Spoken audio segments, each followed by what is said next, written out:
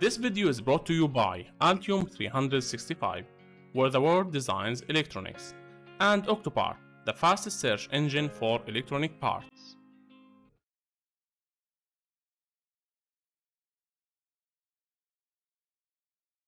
Routing with design rules. The width of the routing is controlled by the applicable routing width design rule, which the software automatically selects when you run the interactive routing command and click on a net. When you're configuring the rules, the basic approach is to set the lowest priority rule to target the largest number of nets and then add higher priority rules to target nets with special width requirements such as power nets.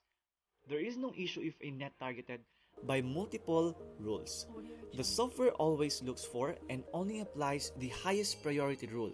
For example, when the tutorial design includes a number of signal nets and 2 power nets, the default routing width rule can be configured at 0.25mm for the signal nets.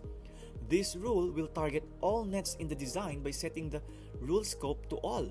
Even though a scope of all also targets the power nets, this can be specifically targeted by adding a second, higher priority rule with a scope of innet, 12V, or innet or the GND.